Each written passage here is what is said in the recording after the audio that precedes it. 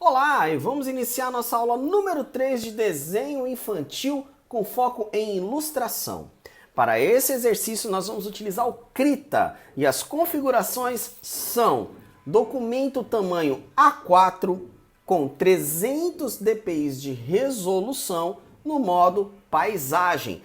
Sempre que você tiver uma dúvida, dê pause e olhe as configurações, isso vai ajudar bastante. Nessa aula nós vamos utilizar um desenho que eu já fiz o vídeo, que é da série de lápis de cor. Então nós vamos pegar um desenho a lápis e vamos transformar ele numa pintura, numa ilustração voltado para o foco infanto-juvenil, voltado para esse público. Caso você queira saber como que foi feito esse desenho, eu vou deixar o link na descrição do vídeo e da série Lápis de Cor. Então veja que nós importamos a camada e com Ctrl T ou Command T, se caso for Mac, né, você redimensiona a imagem. Né? Você não precisa cortar a imagem porque você vai fazer uma pintura, mas caso você queira cortar, você vai usar a ferramenta Crop. Com isso, você vai criar camadas para fazer todas as etapas. Então a primeira camada que nós vamos utilizar é uma camada chamada fundo.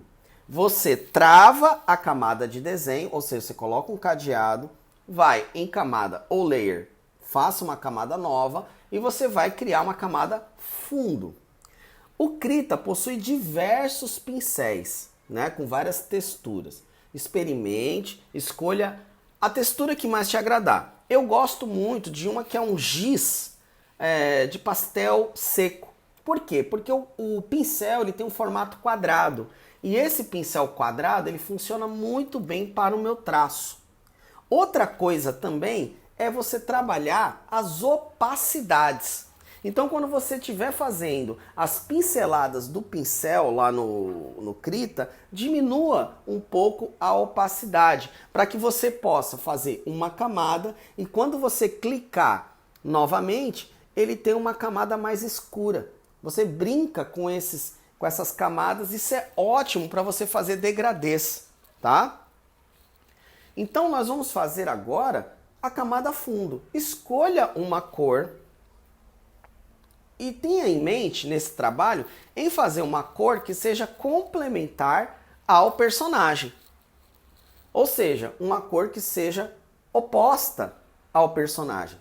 Se você tiver dúvidas acerca de cores complementares, cores análogas, nós também temos uma série de vídeos acerca de cor. Vou colocar também o link da descrição de pelo menos um dos vídeos para vocês poderem assistir a sequência caso vocês queiram. Então veja que quando eu baixo a opacidade, eu já vou fazendo mais ou menos o que é o cenário. Se vocês recordarem do cenário que foi feito no desenho, eu tenho uma parte em cima, né, que seria o céu, eu tenho uma segunda área que seria uma fumaça e uma terceira que seria o chão, né? Como vocês podem ver. Então, usando esse raciocínio da cor com a opacidade, vamos colocar a imagem, a gente deixa o fundo no modo multiplicação depois, né? Para a gente poder ter a transparência da imagem. Então, sempre que você quiser uma transparência de imagem, tem que deixar no modo multiply, né? E aí, vamos aplicar, vamos trabalhar esse céu. Veja que aqui eu vou dar apenas 3 cliques no mouse ou na caneta gráfica, né? Um clique vai pintar o fundo, um segundo clique pinta o céu e um terceiro clique pinta o chão. Se eu der mais um clique, vai pintar áreas escuras, como por exemplo essas sombras, esses morrinhos, né? Quantos cliques você der, mais escuro vai ficar, ok? Você pode fazer também dessa forma, né? Você pode mesclar cores, mas essa maneira da opacidade é uma maneira bem interessante, principalmente para depois você fazer pintura com tonalidades, com degradês. Experimente, é um exercício bem interessante, tá? Então veja que nós já estamos terminando a primeira parte do trabalho, que é a produção do fundo.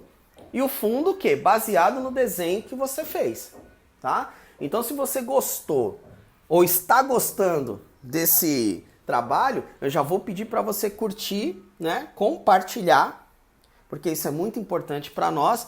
Lembrando que todos esses exercícios, todas essas aulas, elas são utilizadas nos cursos de graduação de artes visuais, curso de comunicação em mídias digitais, que são cursos com os quais eu ministro aulas na Universidade Federal da Paraíba. Aqui é uma pequena amostra, logicamente nas aulas, né, nós temos mais elementos, né, de orientação, de produção de aula, né, de feedback com os alunos, mas vocês têm uma ideia do que é passado, né, nessas disciplinas. Então, caso você more aqui em João Pessoa, more aqui na região da Paraíba, ou venha aqui, né, na Paraíba, venha visitar a gente, venha conhecer o curso, que você vai ver que é bem bacana o que a gente desenvolve aqui.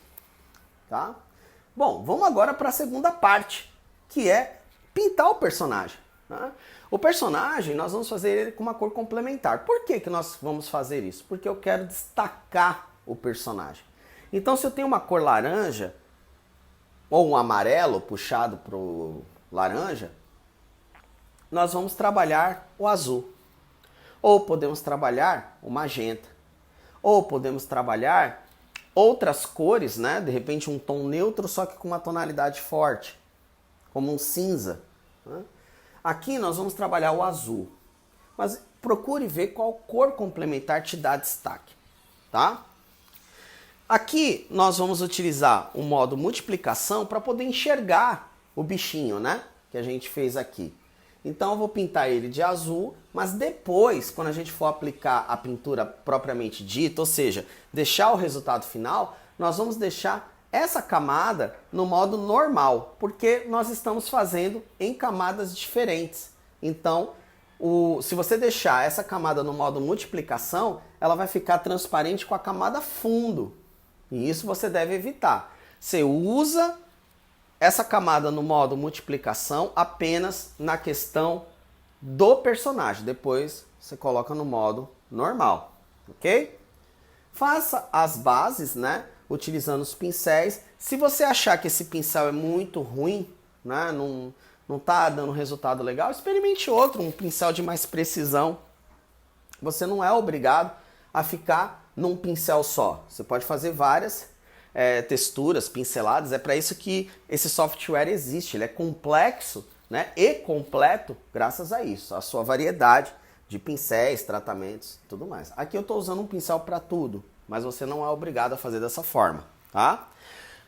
Para fazer o personagem, ou seja, os sombreamentos, os olhos, todos os detalhes, nós vamos utilizar um sistema de cores análogas. Cores análogas são diferentes de cores complementares. Cores análogas, elas vão ser cores próximas uma das outras. Se você tiver dúvida, vou deixar um link aqui na descrição da nossa série de vídeos sobre teoria da cor. Tá? Nós temos 5 vídeos sobre isso, mostrando. Então, aqui, por exemplo, esse sombreamento, né? Esse nariz, essa boquinha, tudo isso nós vamos utilizar cores análogas. Talvez apenas para a língua que a gente vai utilizar uma cor complementar, que vai ser o vermelho. Mas para o restante, a ideia é que seja cores análogas, tá? Então veja que aqui, ó, eu fiz a base do personagem. Fiz a massa, né? Aqui você tem duas escolhas. Ou você vai fazer os detalhes em cima da camada, ou você cria uma camada nova. Eu prefiro criar uma camada nova, porque se eu tiver um cliente que quer que o rosto seja de outra forma, a camada é mais fácil para fazer os retrabalhos. Né? Você muda, você altera a camada, altera os detalhes sem mudar a massa do corpo, tampouco o fundo. Então isso eu acho importante.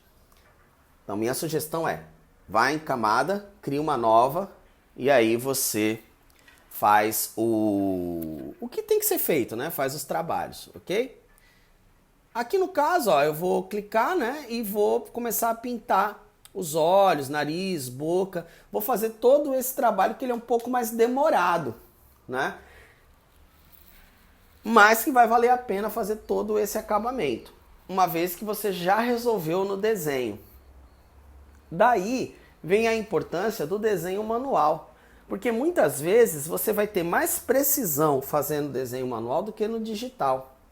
No desenho manual também, no desenho na folha, é mais fácil você controlar questões de proporção, questões de sombreamento, porque você tem muito mais tempo, né, de experiência no manejo de um lápis do que, de repente, de uma caneta gráfica ou de um mouse.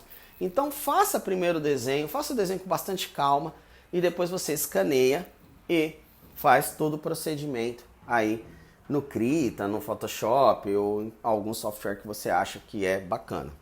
Importante dizer também que essas texturas que eu estou fazendo, esse tipo de trabalho, funciona para o meu traço, funciona para a minha direção de arte. Você tem que buscar o seu estilo, buscar o seu tipo de trabalho e executar da melhor forma possível, tá? Bom, pessoal, vamos pintando aqui, né, fazendo os detalhes. Os detalhes, eles demoram um pouco mais, né, por isso que até mesmo leva esse nome, né? E aí, uma coisa que é muito importante, né, que é o mercado que você está inserido. Então, por exemplo, o mercado de commissions, né, ele é muito definido pelos detalhes que você vai ponderar, vai colocar. Então, dependendo do nível de detalhes, você também vai ter um valor maior na sua ilustração. Então, procure sempre dialogar com o seu cliente para saber o quanto que ele quer de detalhes. Às vezes, um desenho muito detalhado para ilustração infantil não funciona. Às vezes é melhor ter um desenho mais simplificado. Então procura sempre ver isso, associar com direções de arte interessantes, né? Procura sempre trazer isso à tona no seu trabalho. Não adianta você fazer um trabalho que seria para espada e fantasia, por exemplo, Conan, né? Senhor dos Anéis, para um livro que apenas quer que o público é de 5, 6 anos. Fica distoante, né? Fica com uma série de detalhes que não prende atenção. Então, às vezes, vale mais a pena você fazer um desenho simplificado e aí é óbvio, você tem que fazer um estudo de público, tá? Essa ilustração específica para um público de 8, 9 anos, até uns 10 anos de idade, funciona bem. De repente, para um público um pouquinho mais velho, aí você tem que adicionar mais detalhes, tem que adicionar mais elementos, porque na maioria das vezes é o que esse público está buscando. Então, novamente, toda ilustração ela tem um público a ser buscado. Procure, e isso é muito importante porque um bom ilustrador é aquele que sabe falar com o seu público. Nem sempre é aquele que sabe desenhar bem apenas, tá? Pessoal, reparem que eu estou utilizando cores análogas nas áreas, né, do personagem, tá? Comecei com azul, né, e depois eu fui trabalhando. Repara como a mudança, né, de camada, ela é importante. Quando ela estava no modo multiplicação, você vê que as cores não estavam casando muito bem, né? Quando vai para o modo normal, aí as cores que eu tinha pensado, imaginado, começaram a fazer sentido. Então sempre lembre disso. Camada fundo, camada personagem, camada detalhes, elas vão estar no modo normal de camada. Mas como que eu coloco essas camadas no modo normal? Você vai no box, camadas, lá tem modos. Então você coloca lá no modo normal. Quando você quiser ver como é que está o seu desenho em relação à pintura, você pode colocar o desenho no modo multiplicação. Você coloca acima de todas as layers, é só clicar em mover e você deixa no modo multiplicação, tá? Então agora, ó, nós vamos trabalhando a pintura, né? Fazendo os trabalhos mais de retoques. Não se assuste com esse número de detalhes que eu estou fazendo. Você precisa lembrar que você, quando você estiver trabalhando o seu desenho, você sabe organizar, você sabe os detalhes que precisa e os detalhes que podem ficar de fora. Tente não copiar esse desenho. Tente se inspirar nesse desenho, se inspirar nessas pinturas, né? Eu acho que esse é o melhor caminho, né? Você pode até pegar a estrutura, né, a concepção, a ideia, mas depois, quando você for fazer, faça do seu jeito. porque aí você vai procurar suas próprias referências, seus próprios esquemas de cores, e isso vai ser bem positivo para você. Sem falar que isso já vai fazer parte do seu portfólio, né? Olha só, pessoal, aqui, ó, reparem entre a parte azul escura e a parte azul clara. Você pode, com conta-gotas, clicar nesse azul mais escuro e baixar a opacidade, para você ter um efeito e pintar, né? Entre o azul escuro e o azul claro, para você ter um efeito mais de degradê, se você quiser. Eu gosto muito desses efeitos mais duros, né? Só sombra e figura. Mas você pode amenizar, tá bom? Baixando a opacidade nas pinceladas, ok? Procure evitar ou não faça, né? Baixar a opacidade da camada. No box camada tem um item de opacidade. Procure não baixar a opacidade lá, porque aí você vai estar baixando a opacidade de todo o grupo de elementos que está na camada. E não é isso que você quer nesse trabalho. Você quer baixar a opacidade do pincel para poder fazer algumas gradações mais interessantes, ok? Procure sempre observar a ilustração. Sempre saia um pouco da ilustração que você está fazendo, vai beber um café, vai dar um tempo, sabe? E depois você volta, porque isso ajuda a ver melhor a cena. Então, por exemplo, essa cena aqui eu estava um bom tempo sem ver ela completa, né? O fundo. Eu achei muito claro, então resolvi fazer um tom um pouco mais escuro. Esse tom que eu estou pintando agora não estava no planejamento inicial, mas a gente precisa ser crítico, né? Então, para aumentar um pouco mais o contraste entre a figura e fundo, resolvi fazer essa parte um pouco mais escura, né? O desenho passa a ser um pouco mais funcional quando você começa a analisar de maneira mais crítica. Nem tanto é o que você gosta, mas é o que é importante para o desenho, tá? Então aqui trabalhei um pouco mais as sombras, né, do personagem, uma espécie de montanha, então eu ganhei um fundo a mais, né? Então agora tem o chão, uma espécie de montanha, o céu, né, que eu também quero trabalhar um pouquinho mais. Eu acho que está muito claro esse céu. Eu quero deixar mais definido que são 3 elementos diferentes, né, para poder aumentar o contraste, né?